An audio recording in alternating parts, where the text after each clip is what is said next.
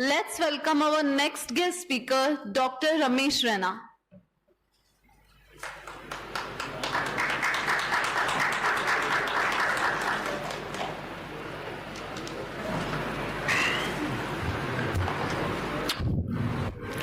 Namaskar. Respected Dr. Ranganathan, Professor Bamzai, Professor Sopori, Dr. Kakru, distinguished guests, dignitaries, ladies and gentlemen.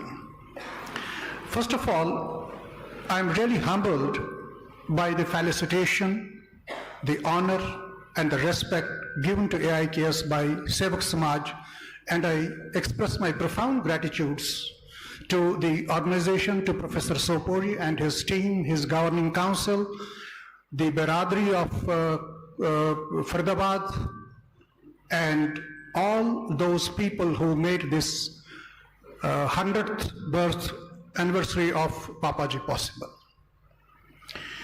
When we talk about Papaji, I am reminded of a person named Kashyap Bandhu. Kashyap Bandhu, as all of us know, that he was a great social reformer. What existed before Kashyap Bandhu came into prominence was something different. Kashmiri Pandits were living, if it's not an exaggeration, in a primitive style, dress code, so on and so forth. And when Kashyap Bandhu came on the scene, he changed the whole metaphor of Kashmiri Pandits. He changed the whole dress code. He gave them an identity. He gave them the respectability. And when I talk about Papaji, I think he is reincarnation of Kashyap Bandhu. During early 1990s, when Kashmiri Pandits were thrown out of Kashmir, he started being realistic. He didn't talk politics. He didn't talk anything else, but he talked about bread and butter issues. That is how he started his innings in AIKS. He sought the help. He initiated a process of training of our youth through SOS programs, so that once they come out of the training, once they finish with the training, they get gainfully employed, and that is what happened.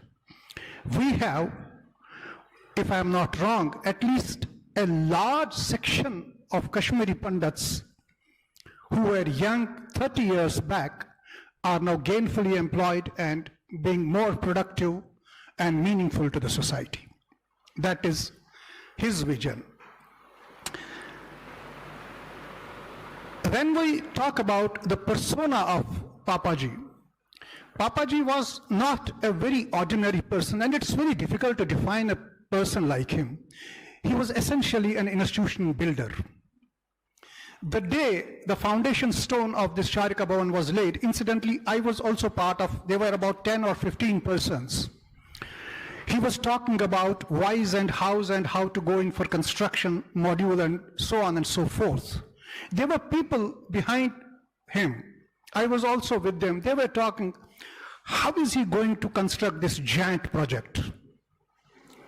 That is quite impossible. But he was doing his job. I don't know whether he was listening to that back chattering or not, but he was doing his job. Incidentally, so happened, we had one, Mr. M.L. Bhatt, who was chief engineer for EROS. We invited him to AIKS one day, and he narrated a story. He said, Papaji told me that you get tomorrow crane, then you get this thing, we have to do digging and all those things. He instructed me to get all those things done. But in the heart of hearts, I was thinking, where from will the money come? There were hardly some 1,000 rupees in Sevak Samaj kitty. Then probably he could understand the anguish of Mr. M.L. Bhatt.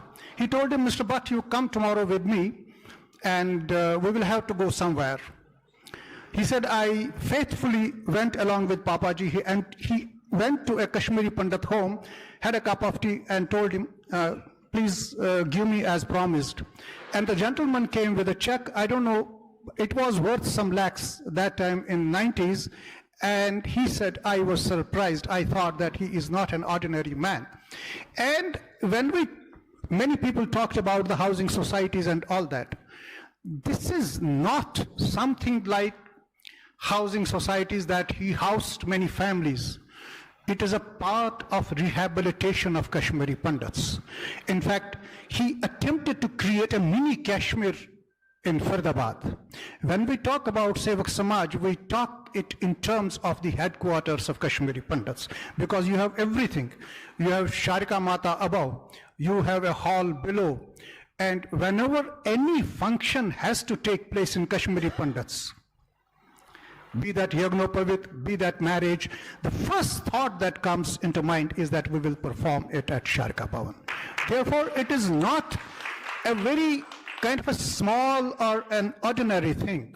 It is something which goes beyond our imagination. When I say that he was an institutional builder, he indeed was an institutional builder. And number second, which is absolutely important for all of us, that is, he was a giver. I remember the day in early 90s, Farooq Abdullah, as Chief Minister of J&K State, had made a statement that those employees who are drawing salaries from Delhi or elsewhere need to come back, or else their salaries would be stopped. I was so perturbed. Many employees, because I was into activism right from the day when, though I was drawn accidentally into it, but then I became an activist. I said what to do, because in my backyard of the mind, I had that certain people are born great. And on certain people, the greatness is thrust. And certain people attain greatness. But I think he was born great. I went to him and I explained him the whole thing, that this is going to happen. And many thousands of families are going to be affected if this order comes into play. He said, don't worry, it will not come into play. Tell me, what exactly do you want to do? I said, we would like to hold a seminar and we would like to go to the press, so on and so forth. That was the usual mode of communicating your ideas and your dissent on what's happening. He said, okay, fine, you go, you book the hall. I will see what I can do. So we booked the hall. We invited him also there. The chief guest was Chairman National Commission for Minorities. I think his name was some Dr. Tarseem or something, I've forgotten his name. And then the proceedings of that seminar, which took place in Constitution Club, were forwarded to the government, and Papaji was instrumental in doing that, and to a large extent that order was stopped because of his interference. There are certain close brushes that I have had with, and thereafter he would invite me quite often. Whenever there used to be some discussion on community affairs and all that, he would invite me. During one such invitation, he said that I'm concerned about the temples and shrines of Kashmir, how to go about it. I said, you tell us what to do, we're there to do for you.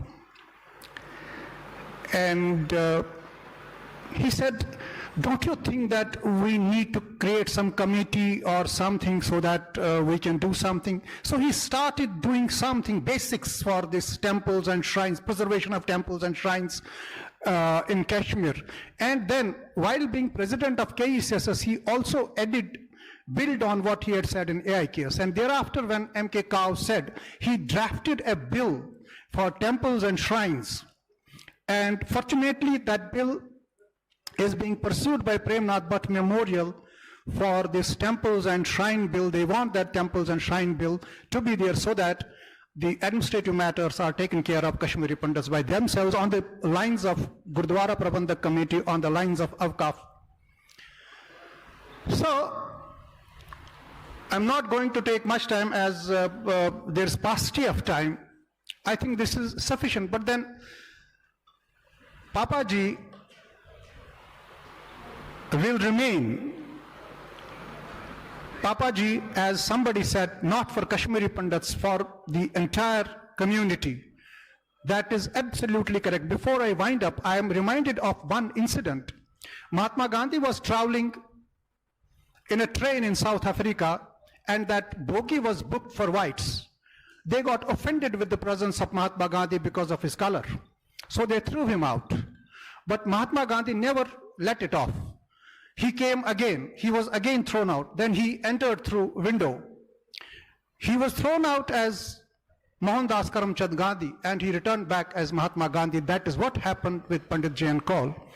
Pandit J.N. Kaul started SOS innings as Pandit J.N. Kaul, but came out as Papaji. And I would also appreciate the role played by his team, because they also deserve. Papaji would have not been Papaji had he didn't inherit a team which was committed, dedicated, focused, and honest. With these few words, I thank you very much for giving me a patient hearing. God bless you all. Namaskar.